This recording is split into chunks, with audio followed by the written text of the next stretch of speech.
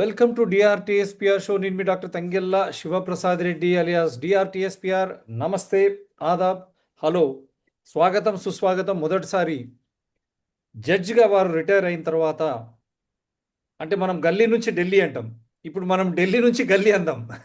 ఎందుకంటే సుప్రీంకోర్టు నుంచి, ఎందుకంటే తెలుగు వారు చాలా తక్కువ. నేను వారితో మాట్లాడుతూ ఉన్నాను, ఈడ ఎంతసేపు నువ్వు తెలంగాణ, నువ్వు ఆంధ్ర, నువ్వు రాయలసీమ, నువ్వు హిందువు, నువ్వు ముస్లిం అని మనం ఈడ దక్షిణాదిలో కొట్లాడుకుంటూ ఉందాం. చారిత్రాత్మక తప్పు అంటాను నేను ఇది. ఎందుకంటే లీగల్ నాలెడ్జ్, ఆ న్యాయపరమైనటువంటి మేధస్సు కలిగినటువంటి వారు, ఇక్కడ మనము కోర్ట్ ఆఫీసర్స్ అంటాం, వకీల్ సాబ్లు, అడ్వకేట్స్, వారి అనుభవం మీద, తర్వాత పరీక్ష అనుగుణంగా వారు మెజిస్ట్రేట్ నుంచి సుప్రీంకోర్టు జడ్జెస్ వరకు ఎదిగేటటువంటి ఒక అవకాశం, సువర్ణ అవకాశం ఉంటుంది ఆ ఫీల్డ్లో. ఇప్పుడు తెలుగు వాళ్ళు చూస్తే చాలా కొద్ది మంది ఆ స్థాయి నుంచి, ఈ కింద స్థాయి నుంచి జడ్జిలు అయి సుప్రీంకోర్టు వరకు పోతా ఉన్నారు. చాలా తక్కువ మంది. నేను అక్కడ అందు గురించి అన్నాను, గుజరాతీ పాలన, నేను తప్పు పట్టాను మోడీని, అమిత్ షాను.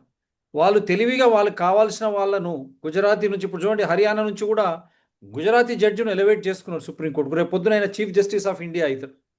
మన వాళ్ళకి ఏమైంది?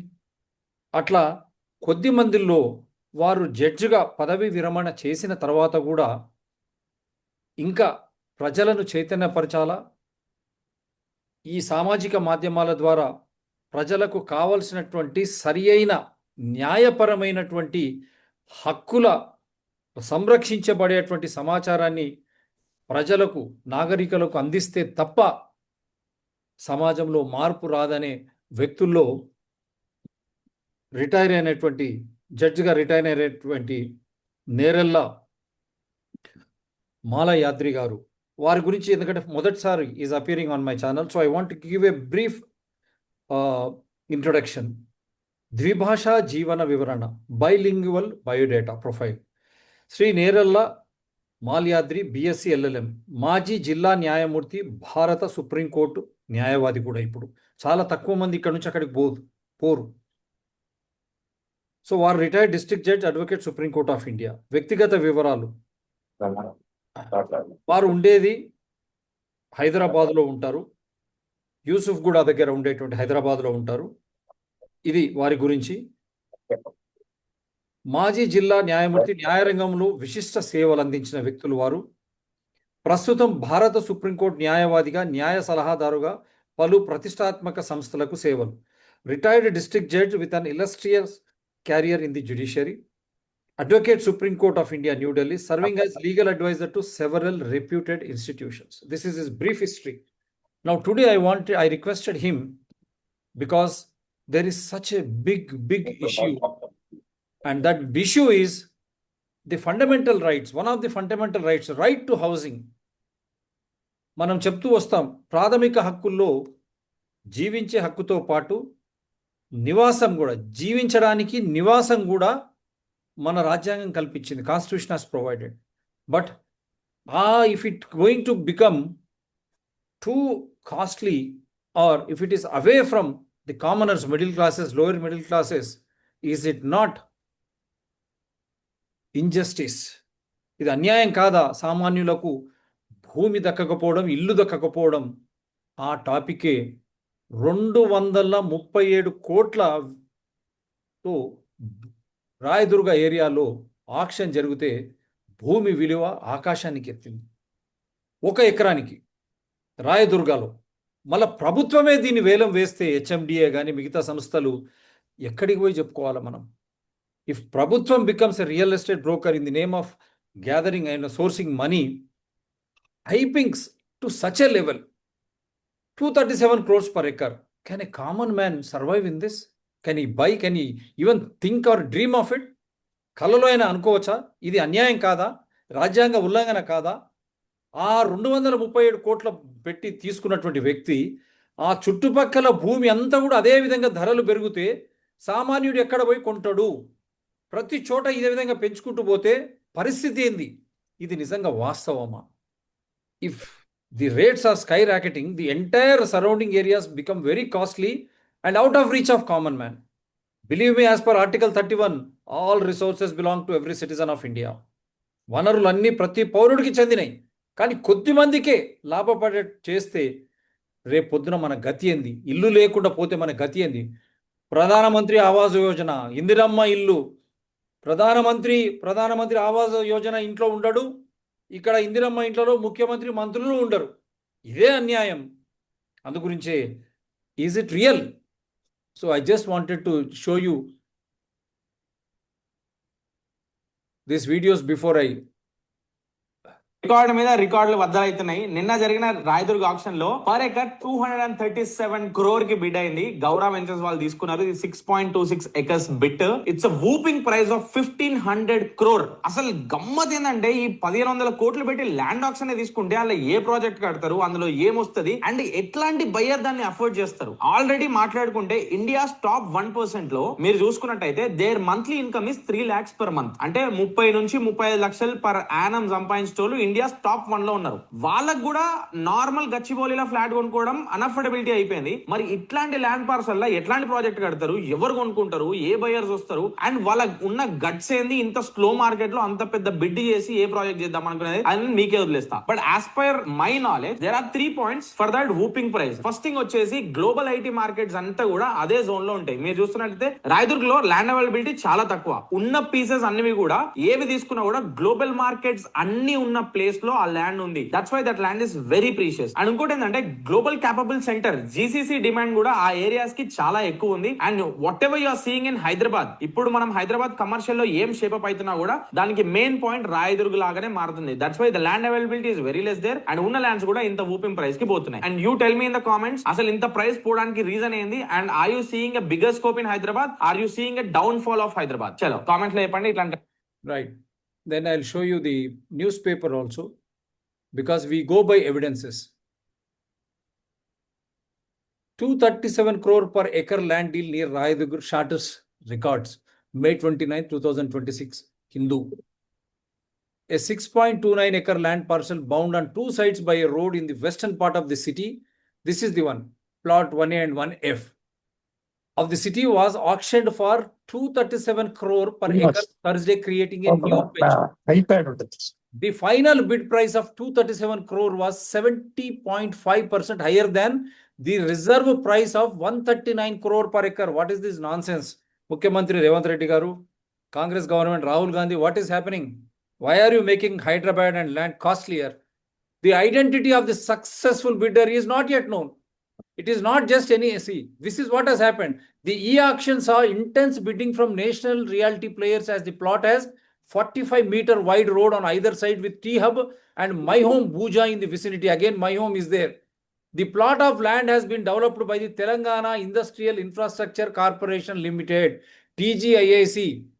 Is the Telangana government has become a real estate broker or what is this happening? I don't know. I will ask our guests. The overall transaction value of the deal is about 1,490.73 crores with the bidder. The e-auction was conducted through MSTC platform, ensuring a transparent and competitive digital bidding process, while realty major JLL functioned as the transaction advisor. With this knowledge, the eyes are now set for another 5.09 acre parcel of TGIAC that is set to go under the hammer on June 1st. That means today. The plot is U-shaped in the neighborhood of Satwa Knowledge City, ITC, Kohinoor and Durgam Cheruvu. In October 2025, TGIAC created a record when another 7.76 acre land parcel was sold for 133 crore per acre. While the 2025 land deal moved the euphoria away from the 100.75 crore per acre land in Kokapet, Neopolis, Thursday's successful auction is more than twice the amount. So what is this happening? And I'll straight away go to our guest. I have got many videos. And before I go to that, Jawaharlal Nehru Journalist Mutually Aided Cooperative Housing Society lands in survey number 338, 32 acres and 25/2 Pet Bashirabad, 38 acres. What should be the price journalists should expect now? పాత్రికేయులు 2012లో కొన్నటువంటి భూమి నిజాంపేట్, పేట్ బషీరాబాద్లో దానికి ఎంత విలువ ఈరోజు జర్నలిస్ట్గా ప్రభుత్వం నుంచి auction చేస్తే మనము దాన్ని ఎక్స్పెక్ట్ చేయొచ్చు. మనం అది కూడా డిమాండ్ చేయాలి. 2012లో మనం కొనుక్కున్నాం కాబట్టి మరి ఈ భూములకు 4,000 కోట్లు వస్తాయా, 5,000 కోట్లు వస్తాయా, సగటు ఒక్కొక్క జర్నలిస్ట్కు 3 నుంచి 6 కోట్లు వస్తాయా పెట్టుబడి 2012లో పెట్టినాం కాబట్టి మోసపోకుండా జర్నలిస్టు కళ్ళు తెరవండి. Sir, before I show any other videos, I want your comments. What is this happening, sir? As a legal expert, is it not infringement of my right to housing? It is partly infringement, but nobody is interested in dealing with this subject. మీకు ఆ guts ఉన్నాయి కాబట్టి మీ channel వాళ్ళు ముందుకొచ్చి రేవంత్ రెడ్డి గారు ఇదేంటి అని అడుగుతున్నారు. నిజంగా చెప్పాలంటే ఇంత అమౌంట్ పెట్టి అక్కడ కొంటున్నారు అని అంటే, లేదా కొన్నారని చెప్తున్నారంటే దానికి ఆధారాలని మనం ఒకసారి చూడాలి. నిజంగా కొన్నారా లేకపోతే ఆర్టిఫిషియల్గా ఇక్కడ ఏదో happening in Hyderabad real estate దెబ్బతినలేదు, ఇంతకుముందు అంటే బాగుందని చెప్పి ఎవరో వెనకుండి నడిపిస్తున్నారా అని చిన్న అనుమానం నాకు వస్తూ ఉంది. సరే, ఆ అనుమానం పక్కన పెడితే ఇంత ఆక్షన్ ప్రైసెస్ ఇంత హెవీగా ఎందుకు ఉన్నాయి అని చూస్తే నాకు కొన్ని రీజన్స్ కనపడ్డాయి. ఈ ఏరియాలో రియల్ ఎస్టేట్కి సంబంధించి ప్రైమ్ అండ్ డెవలపింగ్ ఏరియాగా దీన్ని కన్సిడర్ చేయొచ్చు. అందువల్ల ఇక్కడ రియల్ ఎస్టేట్ కొంచెం డిమాండ్ ఉంది. కారణం ఏంటంటే rapid growth of the IT business sectors. ఇక్కడ ప్రొఫెషనల్స్, ఇన్వెస్టర్స్ చాలా మంది ఉన్నారు ఈ ఏరియాలో అని కూడా తెలిసింది. అక్కడేమో గుడ్ ప్రాపర్టీస్ కొంచెం తక్కువ ఉన్నాయట. తర్వాత మల్టిపుల్ బయ్యర్స్ ఇక్కడ వచ్చారు అనేది ఒక వాదన.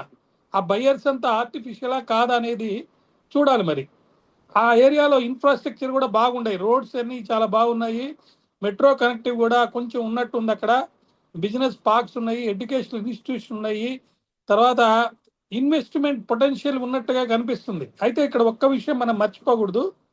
అదేంటంటే ఓవరాల్గా హైదరాబాద్లో స్లంప్ ఉంది. ఎక్కడ కూడా రేట్స్ కంపేర్ చేస్తే ఒక 1 year నుంచి గ్రోతే లేదు. నేను అందుకే అంటాను ఆర్థిక అభిమన్యులు అని ఒక టాపిక్ మనం దాన్ని డిస్కస్ చేసుకోవచ్చు. ఎవరు పట్టుకున్నా ఎక్కడ అప్పు దొరికితే అక్కడ అప్పంతా తీసుకున్నారు. ఇప్పుడు ఆ తిరిగి కట్టలేక అభిమన్యులాగా బయటికి పోలేక ఇబ్బందులు పడుతున్నారు. ఒక ఇంపార్టెంట్ ముఖ్యమైన విషయం ఏంటంటే, సార్ చెప్పండి, మీరు చెప్పుకోండి సార్. ముఖ్యమైన విషయం ఏంటంటే ఇలా ఇరక్కపోయి బయటికి రాలేక, బయటికి చెప్పలేక బాధపడే వాళ్ళని మనము ఒక విధంగా చెప్పాలంటే వాళ్ళకి మంచి సలహా అవసరం. మంచి చక్కటి సలహా. ఆ సలహా ఏంటంటే మిమ్మల్ని మీరు పునఃపరిశీలన చేసుకోండి. ఆ పునఃపరిశీలనలో భాగంగా మీరు చేసిన తప్పుల్ని బుద్ధుడు చెప్పిన ప్రకారం యాక్సెప్ట్ చేయండి. నా తప్పులు ఇవి, నేను తెలుసుకున్నాను. ఇక నుంచి చక్కటి ప్లానింగ్. ఆ ప్లానింగ్లో భాగం ఏంటంటే నీకు మిత్రులు ఎవరు, శత్రువులు ఎవరు, నీ తల్లిదండ్రులు ఎవరు, నీ వంశం ఏంటి, తిరిగి అప్పు కట్టే పరిస్థితి ఉందా లేదా. అప్పులు లేవు, కట్టే పరిస్థితి లేదు కాబట్టి ఒక ప్లానింగ్ చేసుకొని మీ యొక్క స్కిల్స్ని, ఏ స్కిల్స్ ఉంటే ఆ స్కిల్స్ని చక్కగా డెవలప్ చేసుకుంటూ పోవాలి.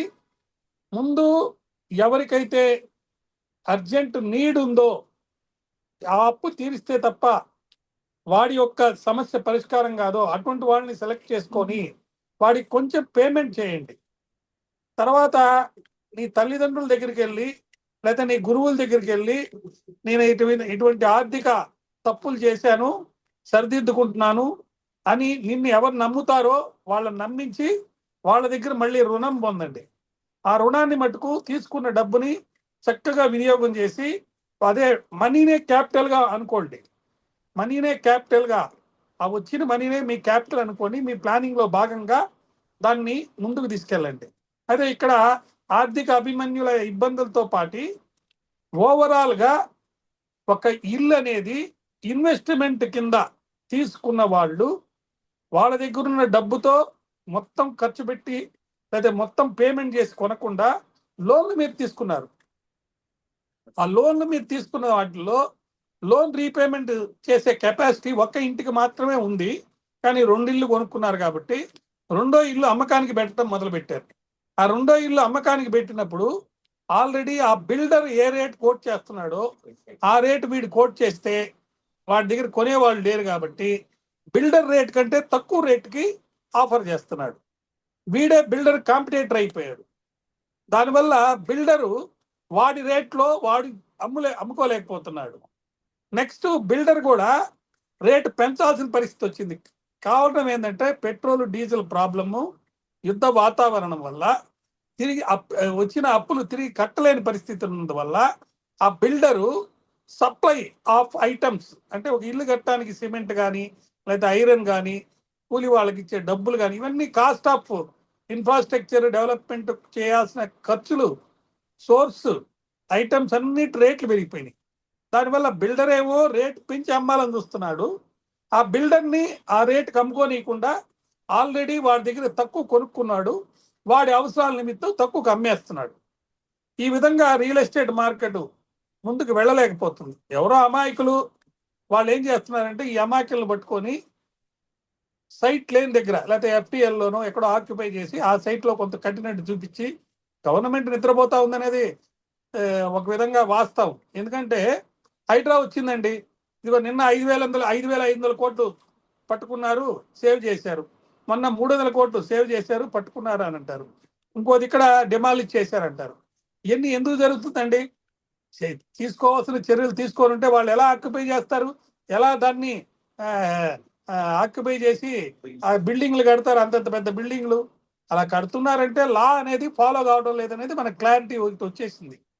మరొక విషయం ఇక్కడ ముఖ్యంగా చెప్పాలంటే ఐటీ ప్రొఫెషనల్స్లో ముఖ్యంగా విదేశాల్లో మరి యుఎస్ఏలో జాబ్స్ పోయినాయి. అక్కడ వడ్డీ రేట్లు పెంచేశారు. ఆ వడ్డీ రేట్లు పెంచినందువల్ల అక్కడ కూడా ప్రాపర్టీ వాల్యూ తగ్గినందువల్ల చాలామంది అది ఉద్యోగం పోయి ఉన్న ఆస్తిని అక్కడ అమ్ముకోలేక అక్కడే చిన్న చిన్న వ్యాపారాలు చేసుకుంటూ లేదా చిన్న చిన్న ఉద్యోగాలు చేసుకుంటూ ఉండిపోతూ ఇక్కడ మటుకు ఒక షో ఆఫ్ నేను యుఎస్లో ఉంటున్నాను లేకపోతే అక్కడ ఉద్యోగం చేస్తున్నాను చెప్పుకుంటున్నారు. ఈ విధమైనటువంటి ఆర్థిక అభిమన్యులు ఆర్థిక సమస్యల్లో ఇరుక్కున్నందువల్ల అది సమాజంలో రియల్ ఎస్టేట్ రూపంలో బయటపడింది. కానీ అన్ని రంగాల్లో అలాగే ఉన్నాయండి. అన్ని రంగాల్లో ప్రతి సర్వీస్కి ఛార్జ్ అనేది పెట్టారు. సంక్షేమము అభివృద్ధి 2 కళ్ళుగా తీసుకెళ్లాల్సిన గవర్నమెంట్ మీరన్నట్టు రియల్ ఎస్టేట్ వ్యాపారం చేస్తుంది.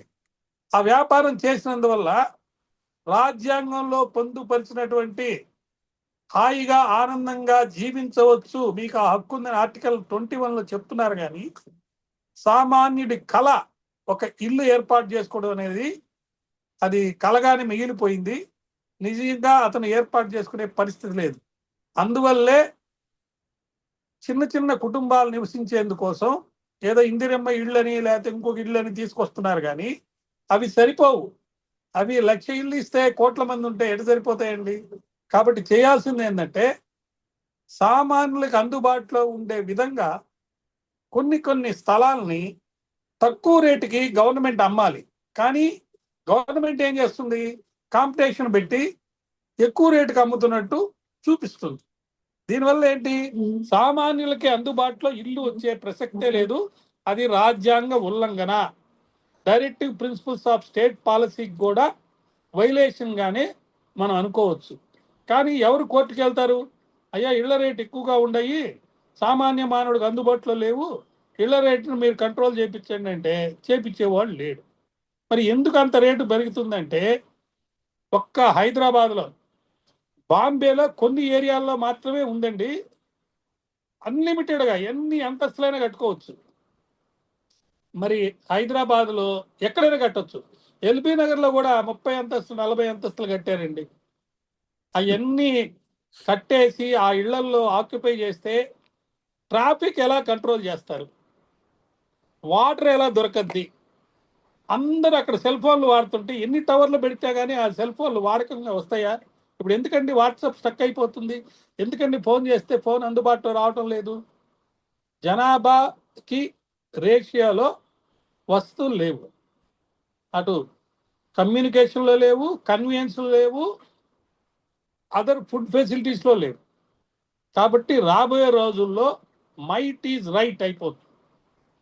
దొంగతనం చేసిన అడిగితే అయ్యా నాకు సామాన్యుడిగా బతికేదానికి అవకాశం లేదు కాబట్టి నేను దొంగతనం చేశానని చెప్తాడు. దొరబాబులాగా తిరుగుతాడు, దొరికితేనే దొంగ. మన ఎదురుగా చూటుబేటు వేసుకొని తిరిగే ప్రతి ఒక్కరి యొక్క గుండెల్లో ఎన్నో ఇబ్బందులు, కష్టాలు ఉంటాయండి, అవి బయటపడవు. వాటన్నిటినీ జాగ్రత్తగా గవర్నమెంట్ కన్సిడర్ చేసి సామాన్య మానవుడికి అందుబాటులో అన్ని అవసరాలు, అన్ని ఉపయోగాలు అన్నీ కూడా దొరికేటట్టుగా చేయాల్సిన బాధ్యత గవర్నమెంట్ మీద ఉంది. మీ ఛానల్ గవర్నమెంట్ని దీని ద్వారా క్వశ్చన్ చేస్తుంది కాబట్టి గవర్నమెంట్కి ఒక విజ్ఞప్తి చేస్తున్నాను. సామాన్యుడికి అందుబాటులో అన్ని వస్తువులు వచ్చే విధంగా ప్రగతి పదంలో సంక్షేమం కానీ, లేకపోతే అభివృద్ధి కానీ, లేకపోతే ప్రణాళికలు కానీ రచించాల్సిన బాధ్యత ఉందని ఉన్నట్టుగా వాళ్ళని చేయాల్సిందిగా నేను కోరుతున్నాను. సరే, ఒకటి మీరు చెప్పినట్టు ఇప్పుడు ఇక్కడ ఒక సైడ్ ఏమో ప్రపంచవ్యాప్తంగా ఉద్యోగాలు లేవు. ఇక్కడ మన దగ్గరనే ఇప్పుడు నిన్న మొన్న కూడా రిలయన్స్ నుంచి మొదలుపెట్టి అంతా లే ఆఫ్, అంటే ఉద్యోగాలు తీసేస్తూ ఉన్నారు.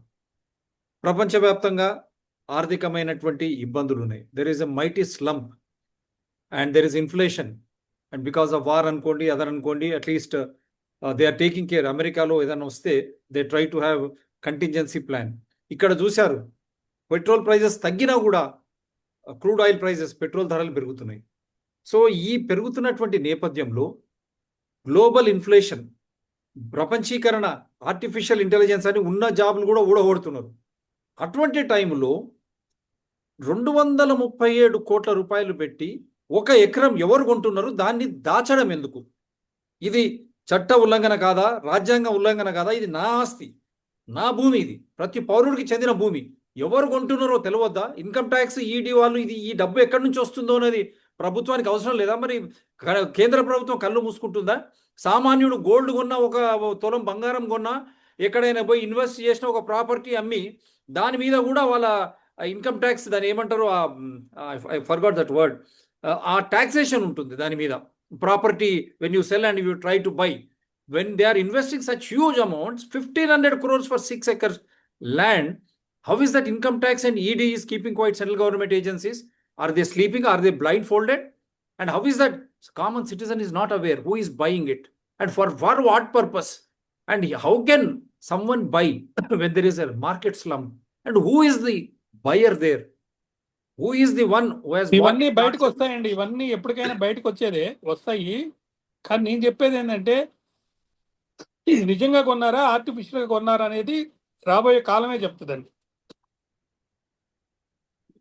ఎందుకంటే పాతకాలంలో కాలంలోనే తెలుసు. బీఆర్ఎస్ అప్పుడు నెపోలిస్ తీసుకుని వాపస్ ఇచ్చారు కదా, డబ్బులు కొనే వాళ్ళు లేక బయట అదే పడ్డారు.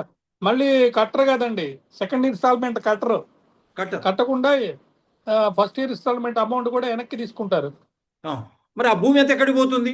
ఎవరు కొట్టేస్తున్నారు ఆ భూమి? దాని వివరాలు రావాలి కదా. ఆ డబ్బు 1500 కోట్లు నిజంగా వచ్చినాయి ఆ స్టేట్ ఎక్స్చెక్కర్ కు, అది కూడా తెలియాలి కదా. అప్పుడే రావండి. ఆ డబ్బు ఎక్కడ పెడుతున్నారు? ఈ ఆక్షన్ లో కొన్ని కండిషన్స్ ఉంటాయి. ఇన్స్టాల్మెంట్ కింద కడతారు డబ్బు, కట్టలేకపోతే టైం అడుగుతారు. ఇవన్నీ గవర్నమెంట్ ఎందుకు చేస్తుందంటే ఫ్యూచర్ సిటీ ఒకటి మేము కడుతున్నాము, మూసినది ఒకటి మేము బాగు చేస్తున్నాము, హైడ్రా ద్వారా మేము డిమాలిష్ చేసి ప్రజలకి వాళ్ళ భూముల్ని సక్రమంగా ఉండేటట్టు చేస్తున్నామని చెప్తున్నారు కదా. వీటికి సపోర్ట్గా ఇక్కడ ఆర్టిఫిషియల్గా ఈ ల్యాండ్ ఇట్లా అమ్మారు అన్నట్టు చూపించేదాని కోసం కూడా చేసి ఉండొచ్చు. కాబట్టి మనము ఇమ్మీడియట్గా ఏమి కామెంట్ చేయడానికి లేదు. ఇన్ఫర్మేషన్ రావాలి, నిజంగా కొన్నారా ఆర్టిఫిషియల్గా కొన్నారా ఎంక్వైరీ జరగాలి. మీరన్నట్టు ఆ డబ్బు గురించి ఇన్కమ్ ట్యాక్స్ వాళ్ళు రైడ్ చేసి వాళ్ళ దగ్గర ఇంత డబ్బు ఎక్కడి నుంచి వచ్చింది, ఇంత వైట్ కాష్, ఏ ప్రాతిపదికన ఇంత డబ్బు పెట్టి కొన్నారు, అక్కడ కట్టడాలు కట్టిన తర్వాత కొనేవాళ్ళు ఎవరు, ఇవన్నీ చూడాలి కదండి. చూడాలా. ఇంకోటి మౌలిక సదుపాయాలు, basic infrastructure, how can they provide? You have seen Gachibowli financial district, Kokapet, there all traffic jams అవుతున్నాయి అక్కడ. అండ్ సిమిలర్లీ కోకాపేట్ ఏరియా, మీరు ఎల్బీ నగర్, అక్కడ దెర్ ఇస్ నో వాటర్. ఇంతకుముందు series how they have given to ఒక ఆర్గనైజేషన్, ఒక బిల్డర్కు God knows, so when there is no transparency, these are the lands. ఇంతకుముందు Andhra Pradesh housing board అని ఉండేది. దాంతో ఏంటంటే ఈ మిడిల్ క్లాస్, తర్వాత ఈ economical weaker sections, lower income గ్రూప్స్కి అందరికి కూడా ఆ భూములన్నీ కొని అక్కడ ఆ ఇండ్లు కట్టి ఇచ్చేది, ఆక్షన్ చేసేది. మన ఏది లాటరీ ద్వారా ఇన్స్టాల్మెంట్స్ మీద అందరికి పొందుపరిచేది. సో ఇప్పుడు అవును. ఈ ఈ విధంగా ఆక్షన్ చేస్తే సామాన్యులకు భూమి ఎక్కడి నుంచి వస్తుంది, మళ్ళీ వాళ్ళకు ఇల్లు ఎక్కడి నుంచి వస్తుంది సార్? ఇది రాజ్యాంగ ఉల్లంఘన కాదా? మీరు ఒక లాయర్గా, ఒక జడ్జిగా. అది ఆల్రెడీ చెప్పానండి, రాజ్యాంగ ఉల్లన, డైరెక్టివ్ ప్రిన్సిపల్స్ ఆఫ్ స్టేట్ పాలసీని కూడా వైలేట్ చేసినట్టే. దీని మీద ఎవరు కోర్టుకు వెళ్ళరు. మీరు పెట్రోల్ ధరలు ఎందుకు పెంచారంటే అంతకుముందు 5 రాష్ట్రాలు ఎన్నికలు ఉన్నాయి కాబట్టి అప్పుడు పెంచకుండా ఉన్నారు కాబట్టి ఇప్పుడు మళ్ళీ పెంచారనమాట, అంతే. ఇప్పుడు యాక్చువల్గా పెంచాల్సిన అవసరం లేదు. దిస్ ఇప్పుడు ఇస్ రేట్లన్నీ అగేన్స్ట్ తగ్గిపోయాయి. Direct this is against direct principles of state policy అంటారా ఇది? అవునండి, it is not only violation of fundamental rights but also directive principles of state policy. అంటే ఇంకోటి కూడా చెప్తున్నాను, ప్రతి మనిషి కూడా విలాసాల వలలో పడిపోయాడండి. ఏది కంఫర్ట్ వస్తే ఆ కంఫర్ట్కి వెళ్ళిపోతున్నాడు. వాడికి బైక్ ఉంటే బైక్తో సరిపోతుంది, కారు కొనుక్కుంటున్నాడు. అకౌంట్లో డబ్బులు ఉన్నాయా లేవో కూడా చూడ్డు. వాడికి కావాల్సింది ఏంది, కంఫర్ట్ వచ్చిందా లేదా. ఇప్పుడు మనము స్విగ్గీకి అలవాటు పడిపోయామండి. డెలివరీ చేయగలిగి 2 నిమిషాల్లో డెలివరీ అయిపోతుంది కాబట్టి దానికి వెళ్ళిపోతున్నాం.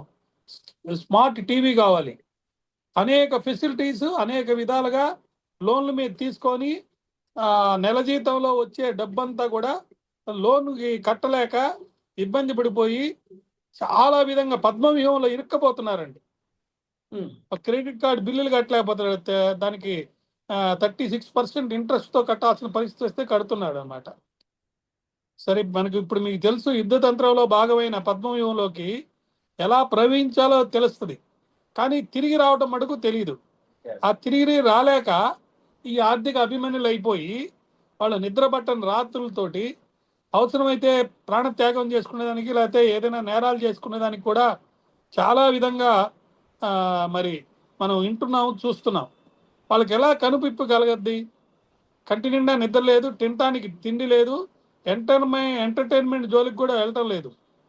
చాలామంది ఆర్థిక ఇబ్బందుల్లో కష్టాలు పడి ఒంటరితనంలోకి అయిపోతున్నారు. ఎవరిని మెప్పించలేకపోతున్నారు, ఎవరి చేత సాటిస్ఫాక్షన్ చేయలేకపోతున్నారు.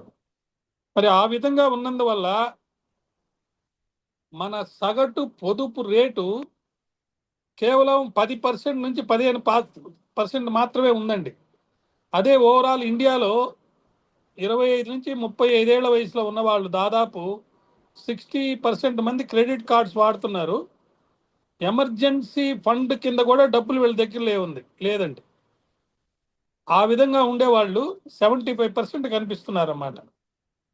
మరి పొదుపు ఎంత ఉండాలి ఏంటి అని మనం లెక్కలు వేసుకొని చూస్తే కనీసం 1 ఇయర్ ఏదైనా ఇబ్బంది వచ్చినా కానీ తట్టుకొని నిలబడేటట్టు మరి మనం ఉండాలి. కానీ మనం ఏం చేస్తున్నాము, వేరే వాళ్ళతో పోలికలు పెట్టుకుంటున్నాం. పక్కింటి వాళ్ళు కారు కొంటే మనం కొనాలి, వాళ్ళు కొనకపోయినా కొంటున్నారు అనుకోండి, అది వేరే విషయము. దీనివల్ల భవిష్యత్తులో ఇంకా ఇబ్బందులు పడే అవకాశం ఉంది. కాబట్టి మారాల్సిన పరిస్థితి ప్రతి ఒక్కరిలో ఉంది. ఆర్థిక పరిస్థితిని అర్థం చేసుకొని దానికి తగ్గట్టుగా మరి ఒక ప్లాన్ రచించుకొని కొన్ని సొల్యూషన్స్ టిప్స్ ద్వారా తెలుసుకొని తప్పులు ఒప్పుకొని తన జీవన యానాన్ని చక్కగా ఏర్పరచుకోకపోతే ఆత్మహత్యలు ఎన్నో జరుగుతాయి. ఈ మధ్య ఇంకోటి కూడా వింటున్నానండి, అదేంటంటే అసలు పెళ్లి చేసుకొని పిల్లలు కన్నా భార్యాభర్తలు వాళ్ళు ఏం చేస్తున్నారంటే, చెప్పకూడదు ఇవన్నీ టీవీలో అయినా కూడా మీకు చెప్తున్నాను. హస్బెండ్ ఒక దిక్కడ ఉద్యోగం చేస్తుంటాడు, వైఫ్ ఇంకో దిక్కడ చేస్తుంటుంది. ఆఫీస్లో మళ్ళీ వేరే హస్బెండ్ ఉంటాడండి, ఆఫీసులో మళ్ళీ వాడికి వేరే వైఫ్ ఉంటుంది. ఎందుకు వచ్చింది ఈ పరిస్థితి అంటే బాధలు తట్టుకోలేకండి. ఈ బాధలన్నీ ఎందుకు వచ్చినాయి అంటే అనుకరణకు పోయి ఎదుటి వాళ్ళని చూస్తే కారు కొనాలి, ఎదుటి వాళ్ళని చూస్తే మనకు ఈరోజు సిల్క్ చీర కొనాలి. దీనికి జీవనయానంలో మార్పు రావాలండి. ప్రపంచం అంతా ఏమైపోతుందంటే ఒకరికొకరు అయిపోయారు. అంటే భార్యకి భర్త, భర్తకి భార్యలాగా ఉంటే ఇప్పుడు ఏమంటున్నారు తెలుసా? ఏంటి, నువ్వు ఇంకా నీ పిల్లలతో కాపురం చేస్తున్నావా? ఇంకా విడాకులు ఇవ్వలేదా నువ్వు? ఏంటి దీనికి కారణం? కొత్త వాళ్ళు చూడండి, విడాకులు తీసుకొని సంబరాలు జరుపుకుంటున్నారు. ఆ పరిస్థితి ఎందుకు వచ్చింది? మార్పు అనేది వచ్చేసింది, అనుకరణ అనేది వచ్చింది. ఎప్పుడో ఎక్కడో ఎవడో విన్నాడు. స్వేచ్ఛ అనే భాగంలో భాగంగా ఇంతకుముందు ఏంటంటే ఇళ్లలో పెద్దవాళ్ళు ఉండేవాళ్ళు, తల్లిదండ్రులు, కుటుంబం పెద్ద సంపాదించే వాళ్ళు ఉండేవాళ్ళు, వాళ్ళు చెప్పినట్టు అని అందరు వినేవాళ్ళు. ఇప్పుడు ఎవరికెవరు చెప్పేవాళ్ళు లేదండి. పెళ్ళెప్పుడే అడుగుతున్నారు, పేరెంట్స్ ఉండకూడదు, లేకపోతే సిస్టర్స్ ఉండకూడదు, ఇవన్నీ ఉంటే మేము పెళ్లి చేసుకోము. తర్వాత జీతం రాగానే 1వ తారీఖు నాకు నువ్వు తెచ్చి ఇవ్వాలి. అది. ఇంటి అట్లాంటి కండిషన్స్కి మారిపోవడానికి కారణం ఏంటంటే ఒక రియల్ ఎస్టేట్ రంగంలో మార్పే కాదండి, జీవన విధానంలోనే మార్పు వచ్చింది, సమాజంలో మార్పు వచ్చేసింది. లేనిపోని అనుకరణలు, మనకు ఉన్న దాంట్లో తృప్తిగా హాయిగా బ్రతకకుండా లేని వాటి గురించి దానివల్ల అవునండి. పోవడం వల్ల ఇప్పుడు బ్యాంక్ అంటే కూడా అందరూ మర్చిపోతున్నారు. మన డిపాజిట్లే బ్యాంకులలో ఉంటాయి, మీరు మర్చిపోకూడదు. మనను బూచిగా పెట్టే లండన్ లాంటి లీడ్ బ్యాంక్స్ నుంచి అప్పు తెస్తారు, తెచ్చి ఈ ఉమ్, కార్పొరేట్లకు వాళ్ళకు ఈ విధంగా కొనే వాళ్ళకు అప్పిస్తారు. ఇప్పుడు ఒకటే సార్ సూటిగా రెండే ప్రశ్నలు మీకు. ఉమ్. ఇక్కడ ఇంత ధర పెరిగి భూములు, ఇంత భూమి వస్తే ఫ్యూచర్ సిటీ అని చెప్పడం ఇదంతా ప్రజలను మాయ చేయడమా కాదా? ఒకటి. రెండవది, ఇప్పుడు ఈ విధంగా నియోపోలిస్ అని ఇంతకుముందు 100 కోట్ల రూపాయల ఎకరము, 137 కోట్ల రూపాయలకు ఒక ఎకరము, 237 కోట్ల రూపాయలకు ఒక ఎకరము, ఈ విధంగా అమ్మిన భూములు రేపు పొద్దున ఎవరు కొంటున్నారు, ఈ భూమికి డబ్బులు ఎవరు ఇస్తున్నారు, అక్కడ ఎవరు కొంటున్నారు, ఈ వివరాలు తెలియకుండా ఈ వనరుల దోపిడీ జరిగేటువంటి ఛాన్స్ ఉందా లేదా? ఉందండి, ఎక్కువ అవకాశం ఉందండి. ఎందుకంటే పట్టుకుంటే దొంగ, పట్టుకోకపోతే దొర. ఆ దొరలాగా బతికే వాళ్ళు ఇప్పుడు 2 లక్షల జీతం అనుకుందామండి నెలకి. సార్. ఒక జ్యుడిషియల్ ఆఫీసర్ కానీ కలెక్టర్ కానీ 2-3 లక్షల కంటే జీతం ఎక్కువ పెరగదు. రిటైర్ అయితే వచ్చే సొమ్ము 1.5 crore వస్తుందండి. మెడికల్ ఫెసిలిటీస్ ఉంటాయి అంతే. మీకు ఒకటి చెప్పనా, నిన్న ఒక ఆయన చెప్తున్నారు, సుమారు 100 నుంచి 200 మంది అధికారులు ఉన్నారట, రిటైర్ అయిపోయో లేకపోతే సర్వీస్లో ఉన్నోళ్ళు. వాళ్ళ పిల్లలకి 1000 కోట్ల రూపాయల కట్టం ఇచ్చేదానికి సిద్ధంగా ఉన్నారంటండి. మరి అంతంత డబ్బు ఎక్కడి నుంచి వస్తుందండి? అంత డబ్బు ఎక్కడి నుంచి వచ్చింది? ఎవరు దానికి కారణం అంత డబ్బు రావడానికి? సో సిస్టమ్ లూప్ హోల్సా ఏంటి అనే సార్ అదే సార్, మీరు ఇప్పుడు నేను మొదటి ప్రశ్న, ఇక్కడ ఇంత అభివృద్ధి అయితే ఫ్యూచర్ సిటీ గోవిందా కదా సార్, ఉట్టి మాయనే కదా అది. ఈ భూముల నుంచి మనం డైవర్ట్ చేయడానికి ఫ్యూచర్ సిటీ అనుకోవచ్చా? మళ్ళీ 237 కోట్ల రూపాయలు పెట్టి ఇక్కడ ఎకరం పోతే గచ్చి రాయదుర్గులా, మరి ఫ్యూచర్ సిటీలో ఎప్పుడు పోవాలి ఎకరం 237 కోట్లకు? ఇప్పుడు మా జర్నలిస్ట్ ఫ్యూచర్ సిటీ అమరావతి, ఈ రెండు గురించి ఒక మాటలో చెప్పాలంటే మాయల పకీర్ ప్రాణం ఎక్కడుంది చెప్పండి రాజకీయంగా? చూడో ముఖ్యమంత్రి ఎవరు తెలంగాణలో? తర్వాత అక్కడ కర్ణాటకలో మార్పిడి జరిగింది. అలాంటి పరిస్థితి తెలంగాణలో లేదా ఉందా? ఒక షో చేస్తా చేయబోతుంది ఉంది. మోడీ అంటే ఎక్కువ కాలం బతకాలనే నేను కోరుకుంటాను, కానీ ఆయన వయసును బట్టి, పరిస్థితులను బట్టి, మొన్న వచ్చిన ఎలక్షన్స్ దీన్ని బట్టి చూస్తే జాతకాలు కూడా చెప్తున్నారు రాబోయే రోజుల్లో మోడీ తర్వాత ఎవరు అని అంటే ప్రశ్నించుకుంటే కొన్ని ప్రశ్నలకు సమాధానం దొరకదు. రాజకీయాల్లో సిద్ధాంతాలు ఎక్కడున్నాయండి? పార్టీలు మారాలంటే మారిపోతారు. డబ్బు కోసం, అధికారం కోసం ఎవరు ఏ పార్టీకైనా మారిపోయే పరిస్థితి ఉంది. కాబట్టి మరి రాబోయే రోజుల్లో ముఖ్యంగా ఏమంటే నేను ఒక మాట చెప్తాను, సూటిగా ఒక ప్రశ్న అడుగుతాను. ఇప్పుడున్న పరిస్థితుల్లో మోడీ రోజుకి 24 గంటలు ఉంటే ఆయన 72 గంటలు రాజకీయమే చేస్తున్నారు. ప్రజల్లో నుంచి నెగ్గి గెలిచి వచ్చినటువంటి ముఖ్యమంత్రులను కూడా జైలుకి పంపించేశాడు ఆయన, ఉమ్, సిట్టింగ్ ముఖ్యమంత్రుల్ని. ఉమ్, మరి మొన్న వేదిక మీద రేవంత్ రెడ్డి గారికి మాతో కలిసి రండి అని ఒక ఆఫర్ ఇచ్చాడు. అసలు ఓ ప్రధానమంత్రి ముఖ్యమంత్రికి ఇవ్వచ్చునా? అసలు నాకు అది అర్థం కాలేదు ఇంతవరకు. కాదండి, ఆ ఆఫర్ని ఎలా చేశారంటే, ఒక బీజేపీ నాయకుడు నిజామాబాద్ నుంచి ఏమంటాడంటే, మోడీ ఆఫర్ ఇస్తే తీసుకోనోడు ఎవడున్నాడండి ఇప్పుడు, అంత ధైర్యం ఉందా తీసుకోకుండా ఉండే ధైర్యం అని అంటున్నాడు. అంటే బెదిరింపు కాదా అది? అంటే అంటే క్యాష్ ఫర్ ప్రధానమంత్రి క్యాంప్ లో వచ్చి ఉన్నారు కాబట్టి ఇక్కడ అక్కడ, ఎందుకంటే ఆయన ఎవరైతే అవినీతి పరులు ఉన్నారో వాళ్ళందరూ అస్సాం కానీ బెంగాల్ కానీ అనొద్దు, ఆధారాలతో షో కూడా చేశాం. సో అదొక ఎత్తు అయితే, అంటే మీరు ఈ విధంగా ఈ అవినీతి ఇంత రాజకీయంగా పెరిగింది కాబట్టి ఇన్కమ్ ట్యాక్స్, ఈడీ వాళ్ళు అనుకున్న వాళ్ళు రేట్లు చేయరు, వాళ్ళు డబ్బులు ఇట్లా ఇష్టానుసారంగా ఆన్లైన్లో పెట్టి కొంటారు, వాళ్ళ పేర్లు బయటికి రావని మీరు అయ్యే కదా సార్ ఈ చెప్పారు. జంజీలు కానీ, బొద్దింక జనతా పార్టీలు కానీ, జంజీలు కానీ ఇవన్నీ ఏంటి చెప్పండి?